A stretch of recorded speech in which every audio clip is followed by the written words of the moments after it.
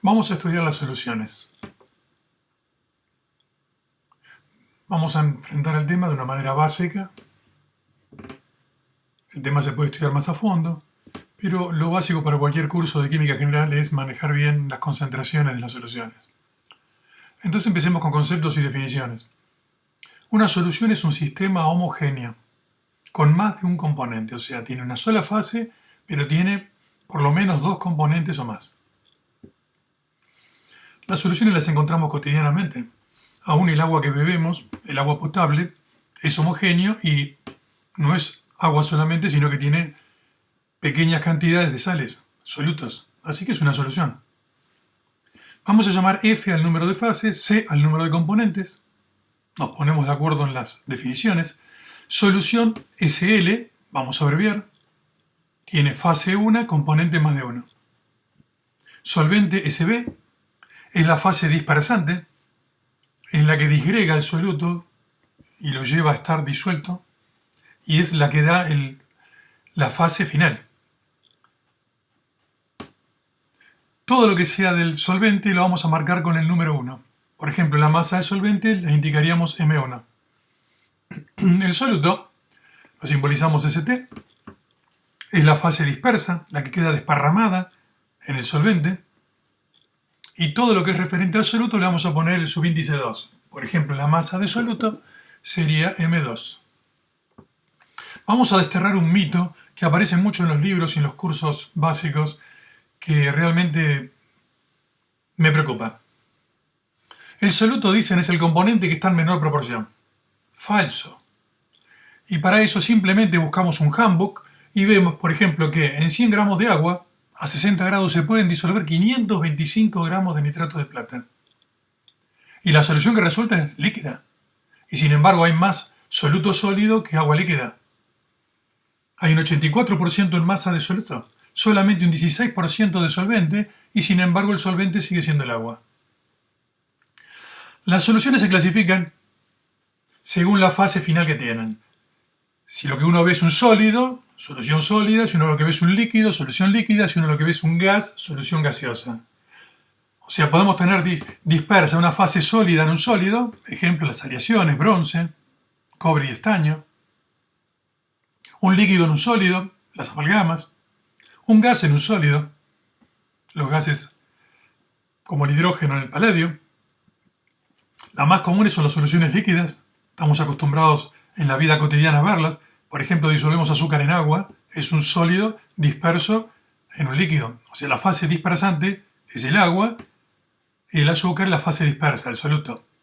Un líquido en un líquido, alcohol y agua; un gas en un líquido, la soda, contiene dióxido de carbono en agua, o el oxígeno disuelto en el agua del cual respiran los peces.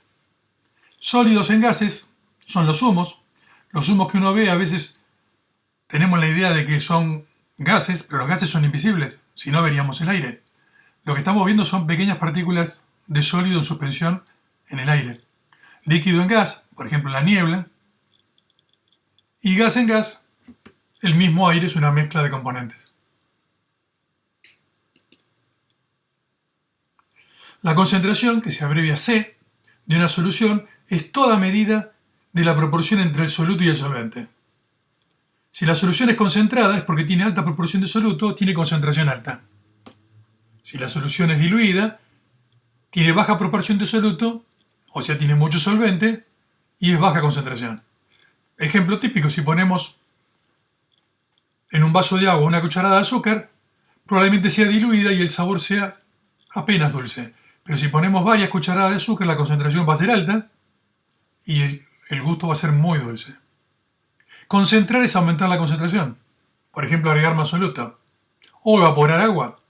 Cuando hervimos agua, se pierde agua porque se evapora, el volumen disminuye y los solutos disueltos se concentran. Por ejemplo, al hacer un caldo, si nos pasamos, se evapora mucho el agua, el volumen disminuye y la sal que le pusimos está en un volumen menor, por lo tanto es más concentrada y queda salada. Diluir es bajar la concentración. En general es agregar agua o solvente. Diluir no es disolver. Es muy común escuchar: estoy diluyendo azúcar en el café. No, estoy disolviendo. Disolver es la acción de disgregar un soluto en un solvente llevándolo a la forma de solución. En cambio, diluir es bajar la concentración de un soluto que ya está disuelto. Por ejemplo, agregando más solvente. Cuando disolvemos un soluto en un líquido o en cualquier otra fase, llega un momento que el sistema no admite más soluto disuelto. Decimos que la solubilidad es la máxima concentración que admite un soluto en un solvente a una dada temperatura. Si la solución tiene una concentración que es menor que la solubilidad, decimos que es una solución no saturada. Si es igual al valor máximo, decimos que está saturada. Se le llama saturada porque el sistema no admite más soluto disuelto. Como un ejemplo para clarificar esto, tomemos el siguiente esquema. Pensemos en un soluto, una sal, cuya solubilidad vale 10 gramos por cada litro de agua. A la sal, en el esquema, la vamos a representar con color anaranjado. En todos los casos partimos de un recipiente que tiene 1 litro de agua pura. Entonces vemos acá la escala de concentraciones abajo. Tenemos concentración 0 porque no hay nada disuelto en el agua pura. Si agregamos en ese litro 2 gramos de sal, se disuelven perfectamente, cambia la coloración porque se va concentrando y tenemos disueltos 2 gramos. Es una solución diluida y no es saturada. Si agregamos 8 gramos, toma más intensidad la solución el color, porque está más concentrada, ya es una solución concentrada, tiene 8 gramos disuelto en 1 litro y sigue siendo no saturada, porque yo a esta solución le puedo seguir agregando sal. Bueno, si agregamos 10 gramos a 1 litro, ahí sí llegamos a la máxima concentración, que es la solubilidad. Acá tenemos 10 gramos disueltos por litro, que es lo máximo posible a la temperatura de este experimento. Decimos que la solución está saturada. Si agregamos 12 gramos, ¿qué ocurre? Se disuelve lo máximo posible, que son 10 gramos, y los 2 gramos que sobran se depositan en el fondo. Sigue siendo una solución saturada. Esto es muy importante. Las dos son soluciones saturadas. Una no tiene el soluto y la otra tiene el soluto en el fondo del recipiente. En el laboratorio, ver el soluto que no se disuelve en el fondo del recipiente es una garantía de que la solución está saturada. Porque si la preparamos por pesada, nunca estamos seguros si la hicimos bien y si pudo haberse disuelto algo más y no se disolvió porque faltó. El límite de la concentración es la solubilidad. Más alto no vamos a poder tener. Sin embargo, están lo que se llaman las soluciones sobresaturadas, que para un alumno que recién empieza a estudiar química puede complicarle bastante el panorama porque suelen confundir con el ejemplo anterior donde teníamos 12 gramos. Una solución sobresaturada es un sistema metaestable. Metaestable significa que hay un estado que es más estable que el estable. El metaestable es un estado medianamente estable. Entonces, es un sistema metaestable que tiene disuelto más soluto del permitido por la solubilidad en esas condiciones.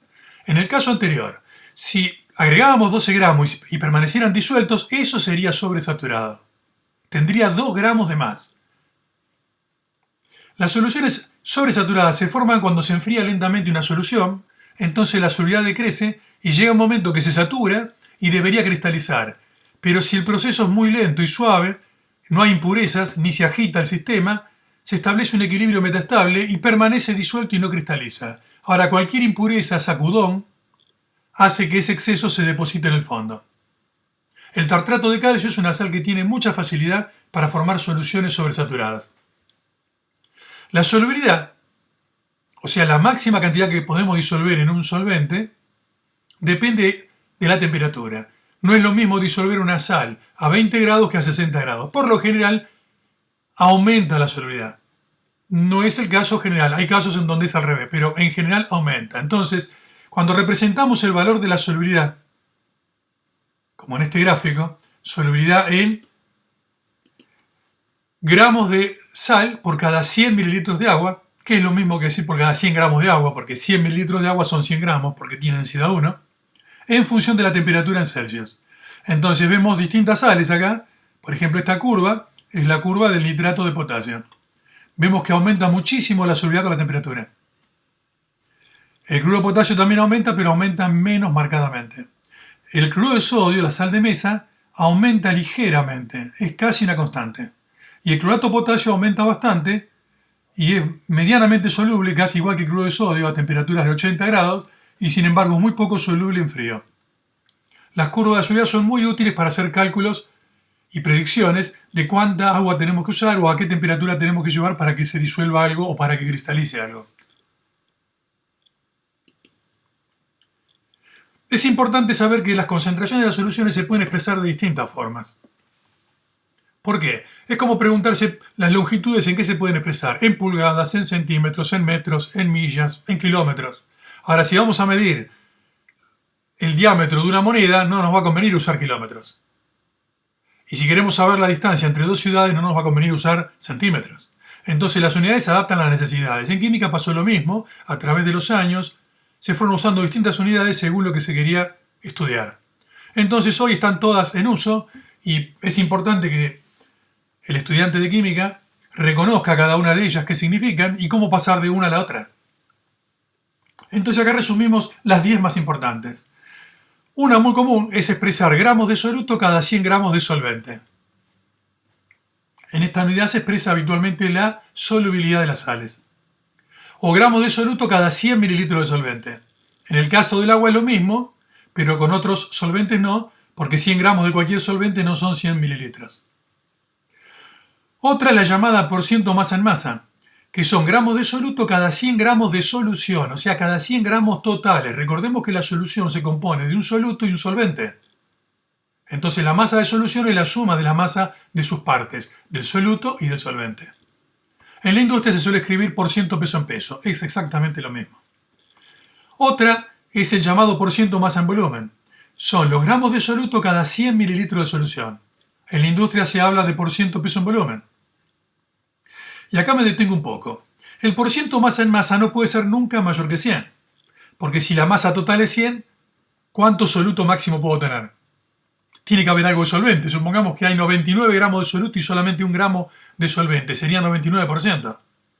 Pero el por ciento masa en volumen sí puede ser mayor que 100. Porque si en 100 mililitros totales podemos tener disuelto 500 gramos, como pasaba con el nitrato de plata, el ejemplo que dijimos que era el mito, que rompía el mito, estaríamos con soluciones que tienen más del 100% masa en volumen. Una unidad que se utiliza mucho en toxicología y cuando se habla de contaminación ambiental, donde las concentraciones suelen ser bajas, es la llamada partes por millón. Son miligramos de soluto por litro de solución. Vamos a ver acá la observación. En rigor, partes por millón serían gramos cada 1 millón de gramos, que es lo mismo que decir miligramo cada 1 millón de miligramos.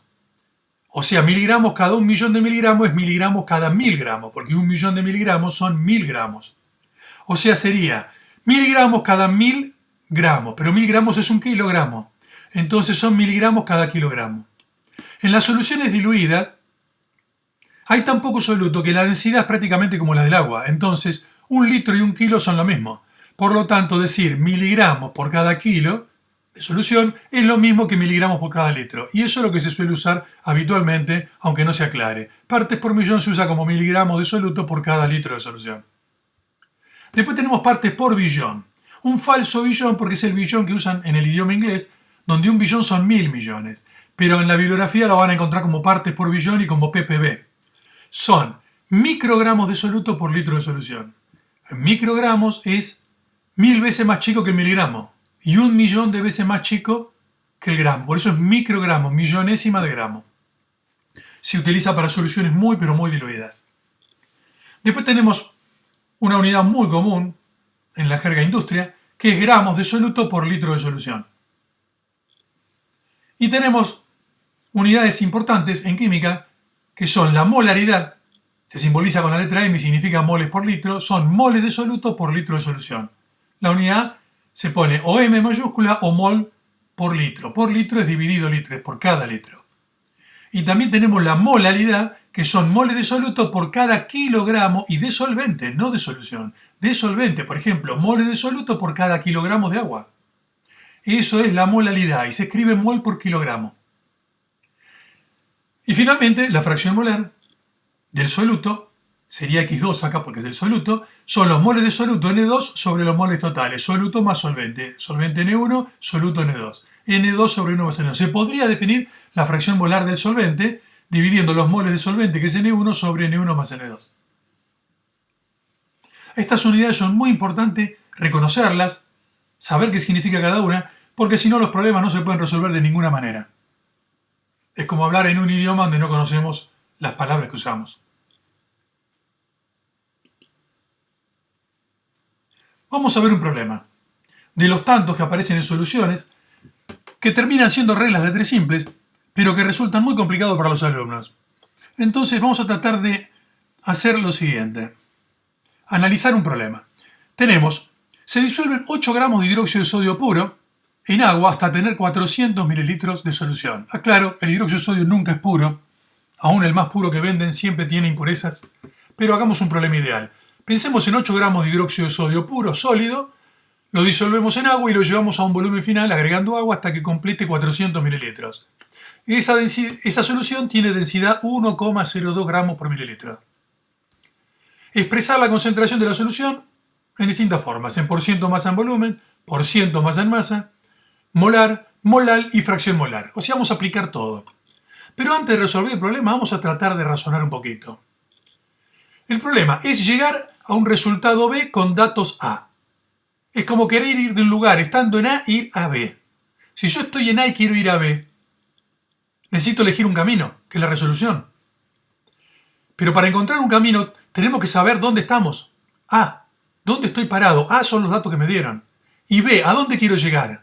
Tengo que saber lo que me están pidiendo. Si sé dónde estoy y sé a dónde tengo que llegar, voy a buscar un camino lógico para poder resolver. Entonces, vamos a resolver el problema esquemáticamente sin hacer cuentas, para entender ese mecanismo lógico que hay que usar siempre en estos problemas. Después las cuentas son fáciles y están ahí al costadito en un recuadro. Son todas reglas de tres simples. Miremos, ¿cuál es el A, el punto de partida? ¿Cuáles son los datos? Los datos son dos. Me dan la masa de soluto, que la llamamos M2, y son 8 gramos de hidróxido de sodio, y los datos de la solución, porque dice que son 400 mililitros de solución, B de la solución no le ponemos nada, ni 1 ni 2 es de la solución, y la densidad que siempre es de la solución. Esos son nuestros datos de partida. Entonces, queremos calcular el porciento masa en volumen. ¿Qué era el porciento masa en volumen? Gramos de soluto cada 100 mililitros de solución. Entonces, para hacer la relación necesito la masa de soluto y la densidad de la solución. La pregunta es, ¿tengo esos datos? ¿Masa de soluto? Sí la tengo, es dato. Y volumen de solución lo tengo, es dato. Listo, el problema está resuelto. Ustedes dirán, ¿cómo está resuelto? Simplemente venir y hacer las cuentas. Si en 400 mililitros tenemos 8 gramos, en 100 tendríamos 2. Eso significa 2% masa en volumen. Listo el porciento masa en volumen. Supongamos que ahora queremos calcular el porciento masa en masa. Bueno, primero hay que recordar qué es porciento masa en masa. Porciento masa en masa son gramos de soluto cada 100 gramos de solución. O sea, necesitamos la masa de soluto M2 y la masa de solución. La masa de soluto ya vemos que la tenemos de entrada. Son los 8 gramos. Y la masa de solución no la tenemos. Pero tenemos el volumen de solución. Y la densidad y el volumen permiten sacar la masa. Entonces se saca la masa de solución y con eso se puede hacer el cálculo. Acá están las cuentas. La densidad es masa sobre volumen. Masa es densidad por volumen. Multiplicamos la densidad por el volumen de 400 mililitros. Da 420 gramos de solución. Entonces, si en 420 gramos hay 8 gramos de soluto, en 100 habría X. 1,96 gramos. Perdón, 1,90 es el resultado. Y esto sería 1,90% masa en masa. Vamos a la molaridad. Son moles por litro. Para eso necesitamos los moles de soluto N2 y el volumen de solución. El volumen de solución ya lo tenemos. Está acá arriba, es dato. Nos falta solamente los moles de soluto. Pero si tenemos la masa de soluto y queremos los moles de soluto, necesitamos solamente conocer la masa molar del soluto, que es el hidróxido de sodio, y vale 40 gramos por mol. Entonces se sacan los moles y se hace una regla de 3. Empezamos acá. El número de moles es la masa sobre la masa molar. 8 gramos de hidróxido de sodio dividido por 40 gramos mol, que es la masa molar, nos da 0,2 moles. O sea, decir que tenemos 8 gramos es decir que tenemos 0,2 moles. Y si tenemos 0,2 moles en 400 mililitros, que son 0,4 litros, dividir es decir cuántos moles por cada litro. Y eso nos da la concentración molar. Nos da 0,5 moles por litro, o sea 0,50 molar. Respetando las cifras significativas. Vamos a calcular la molaridad. Son moles de soluto por kilo de agua. Para los moles de soluto necesitamos los moles, ya lo calculamos en el paso anterior. Y necesitamos la masa de agua, M1. La masa de agua la podemos sacar Porque conocemos la masa de soluto y tenemos la masa de solución. Entonces la masa de agua va a ser la diferencia entre la masa total de soluto, que ya la calculamos, que son 420 gramos, le vamos a restar los 8 gramos de soluto. Entonces si a los 420 gramos le restamos los 8 gramos, nos da 412 gramos. Y es simplemente una regla de 3. Si en 412 gramos de solvente hay 0,2 moles, porque sabemos que N era 0,2, ya lo hicimos eso, en 1000 gramos va a haber 0,49 moles. Entonces los moles por kilo o por 1000 gramos de solvente es la molaridad, 0,49 molal. Por último, la fracción molar X2 de soluto. Necesitamos los moles de los dos. Los moles de soluto ya lo tenemos, los moles de solvente no. Pero conocemos la masa de agua ya. Encontramos que la masa de agua son 412 gramos. Entonces los dividimos por la masa molar del agua, que es 18, y nos da 22,9 moles. Hacemos la cuenta, dividimos los moles de soluto por los moles totales, y esto nos da 8,66 por 10 a la menos 3, que es la fracción molar del soluto. Resolver un problema es encontrar una ruta para ir desde los datos que nos dan hasta los datos que nos hacen falta. Para eso es importante conocer las definiciones. Si no sabemos las definiciones no podemos hacer nada. Por eso resolver un problema es dar un pescado a un hambriento. Mejor es enseñarle a pescar. Eso estamos intentando, me parece que es la idea. Este problema sería interesante que lo planteen y lo puedan resolver ustedes usando algún mecanismo que no tiene por qué ser exactamente el que hicimos nosotros acá. Esto es una muestra, un ejemplo de cómo hay que pensar los problemas. Es más importante el mecanismo y la lógica que encierra el problema que las cuentas que finalmente son números nada más. Es muy habitual tener que preparar una solución a partir de otra solución más concentrada. Entonces hay que diluirla. Eso es bajar la concentración. En general se diluye agregando más solvente. Entonces vamos a definir cuánto diluimos una solución con un factor llamado factor de dilución, phi, que va a ser volumen inicial sobre volumen final. O sea, comparo el volumen del cual parto y el volumen final, que va a ser mayor porque estoy agregando agua. En todos estos problemas, para no complicar las cosas, vamos a suponer que los volúmenes son aditivos. Es decir, el volumen de solución inicial más el volumen de agua que agrego nos da el volumen final. Nos pueden dar el dato del volumen final o el volumen que se suma. Los volúmenes no siempre son aditivos y los problemas se complican bastante en esos casos. No es el momento ahora de meternos en esas situaciones tan complejas. Ejemplo de factor de dilución. Un factor de dilución 1 en 2, se dice 1 en 2, se escribe 1, 2.2, 1 dividido 2, un medio. ¿Qué significa? Si es volumen inicial sobre volumen final, es simplemente comparar volumen inicial y final. 1 en 2 significa que de un volumen voy al doble de volumen. Por ejemplo, de 100 mililitros ir a 200. O de 25 ir a 50, o de 5 litros ir a 10 litros. En general, en el laboratorio, las diluciones se tratan de hacer con volúmenes donde haya aparatos que se puedan usar para medir esos volúmenes. 100 a 200 es muy fácil porque hay matraces aforados muy precisos de 100 mililitros y de 200. Pero querer ir de 40 a 80, no, porque no hay matraces de 40 ni de 80. Habría que usar probeta y eso es más impreciso. Bueno, una dilución 1 en 5 sería 100 mililitros, por ejemplo, ahora llevarlo a 500. 50 llevarlo a 250 o 1 litro llevar a 5 litros. Acá tiene un ejemplo más de 1 en 10, mírenlo. ¿Qué relación hay entre las concentraciones y las diluciones? Lo importante es que en la dilución, miremos el dibujo acá, en la dilución lo que hacemos es agregar agua. Entonces los moles de soluto que están inicialmente son los mismos que van a estar al final, porque no agregamos ni quitamos sal, lo que hacemos es agregar agua. Bajamos la concentración simplemente porque aumenta el volumen de solución. Entonces la concentración inicial son los moles de soluto dividido el volumen inicial. Pensemos en litro y tenemos la molaridad inicial. Baja la concentración a una concentración final menor. ¿Por qué? Porque los mismos moles van a quedar dividido un volumen mayor. Entonces, si aplicamos la concentración final, es el número de moles fijo de soluto que tenemos sobre el volumen final de la solución. Si despejamos, C final por volumen final son los moles de soluto. La concentración inicial de la solución son los mismos moles de soluto sobre el volumen inicial. Quiere decir que C0 por B0 es el mismo número n. ¿Cómo es que da lo mismo? Bueno, acá tenemos un volumen más grande, pero es multiplicado por una concentración más baja. Y acá la concentración es más grande, pero el volumen es más chico, y el producto da lo mismo. Como los segundos miembros son iguales, podemos igualar esto con esto, los primeros miembros. Entonces, Una fórmula muy sencilla que está en todos los libros, no se demuestra mucho, pero es que concentración final por volumen final es igual a concentración inicial por volumen inicial.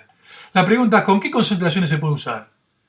¿Va multiplicada por volumen? Bueno, se supone que esta concentración tiene que ser cualquiera que sea por unidad de volumen. Por ejemplo, la molaridad, que son moles por litro de solución, o gramos por litro de solución, o por ciento masa en volumen, que son gramos cada 100 mililitros de solución. Tiene que ser por volumen de solución. Si despejamos la concentración final, tenemos esta ecuación, que también es lo mismo que la anterior. Ya despejada, la concentración final sería volumen inicial sobre volumen final por C0. Pero B0 sobre B final justamente es el factor de dilución, para que vean que el factor de dilución es lo que dice qué tanto baja la concentración. Si la dilución es 1 en 2, la concentración baja 1/2. O sea, si el volumen se va al doble, la concentración se va a la mitad. Nosotros podemos practicar muchas diluciones una a continuación de otra, n diluciones con el mismo factor. O sea, diluyo una solución 1 en 2 y al resultado lo vuelvo a llevar de nuevo 1 en 2. No tengo por qué agarrar todo el volumen. Por ejemplo, tengo 100 mililitros, lo llevo a 200, tomo una fracción de ese volumen, lo llevo al doble y es una segunda dilución. Y así puedo hacer varias diluciones. Entonces, la primera concentración que queda después de diluir, según la fórmula, es el factor de dilución por C0. La segunda solución la diluyo lo mismo, phi veces la C1. Pero C1 por la primera ecuación es phi por C0, entonces reemplazo C1 por phi C0. Y phi con phi me da multiplicado phi cuadrado. O sea que la concentración después de dos diluciones es C0 multiplicado por un coeficiente que es la dilución elevado al cuadrado. Entonces para n diluciones, después de n diluciones, la concentración va a ser la concentración inicial por el factor de dilución a la n.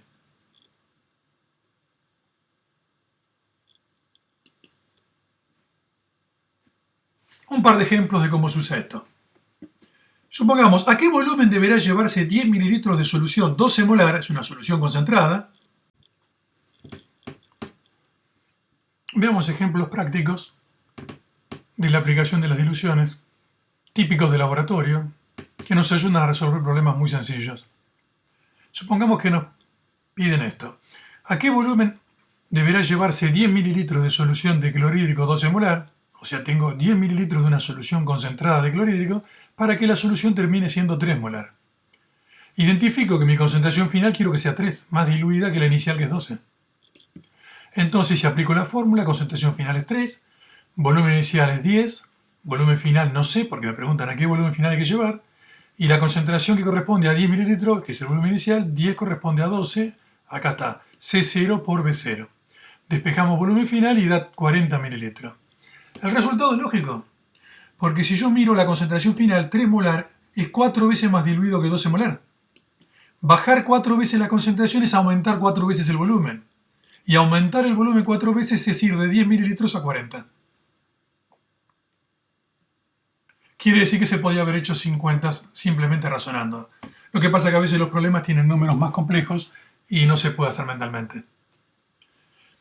Otro ejemplo, ¿qué volumen de solución 1 molar se requerirá para preparar 50 mililitros de una solución 0,5 molar? Mi concentración inicial es 1 molar y me preguntan qué volumen de esta 1 molar, o sea, B0. Para preparar 50 mililitros de volumen final de 0,5 molar concentración final. Entonces aplico la ecuación. Concentración final 0,5 es igual a concentración inicial 1 por el volumen que estoy buscando de 1 molar sobre 50 mililitros, que es la concentración de 0,5 molar. Despejo B0, pasa 50 multiplicando, 1 dividiendo, se cancelan unidades y da 25 mililitros. Lógico, porque si de 25 mililitros vamos a 50, aumentamos el volumen al doble y la concentración la bajamos a la mitad. 1 molar pasa a ser 0,5 molar. Todas estas ecuaciones de dilución son muy útiles con cualquier unidad que sea por volumen, porque fíjense que los factores de dilución están calculados con volúmenes. Entonces cualquier concentración que esté expresada por volumen, como es la molaridad, moles por litro de solución, o el porciento masa en volumen cada 100 mililitros de solución, o gramos por litro, o partes por millón, se puede emplear la misma ecuación que estuvimos viendo acá. Pero ¿qué pasa si tenemos una expresión de concentración que es por masa, como es porciento masa en masa? Entonces se emplea una ecuación muy parecida, que es que el porciento masa en masa final va a ser el inicial por una dilución, pero que va en masas. Lógico, si esta unidad es por masas, tiene que ir multiplicada por masas. La dilución sería masa inicial sobre masa final. la masa inicial de solución y la masa final después de agregar agua aumenta. Lo bueno que acá la masa final siempre es aditiva, las masas se suman siempre, entonces la masa final es la suma de la masa inicial de solución más la masa de agua que se agregue. Acá está la definición de el factor de dilución con masas. Por último, mezcla de soluciones de un mismo soluto.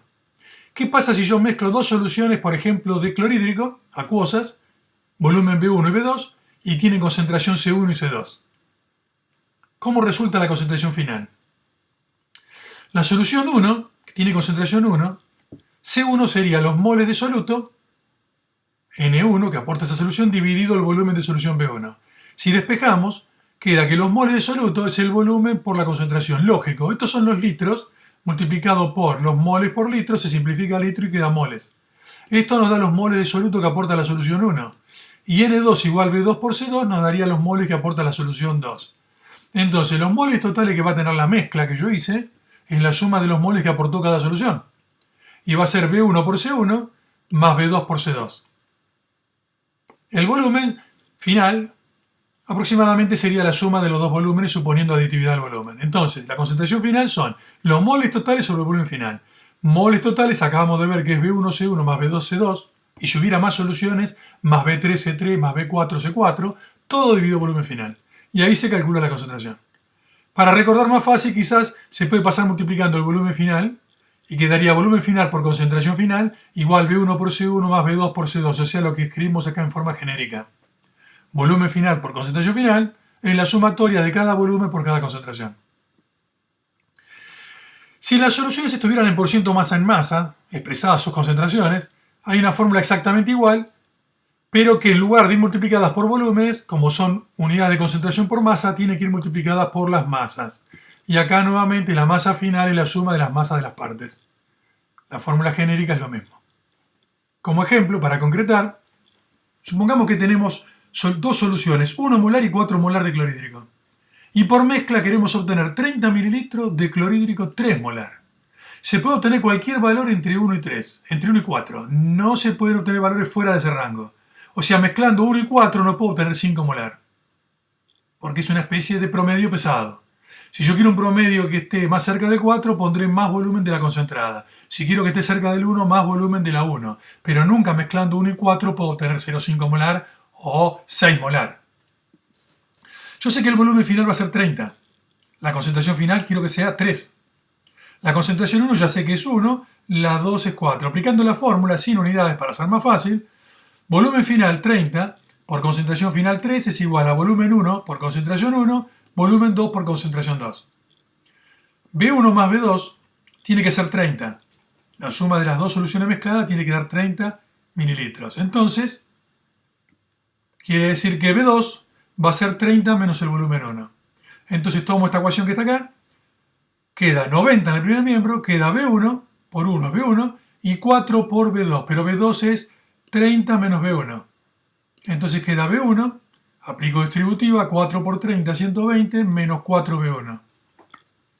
Entonces queda 90 es igual a 120, B1 menos 4B1 menos 3B1, pasa sumando, 90 pasa restando, pasa el 3 dividiendo, despejamos.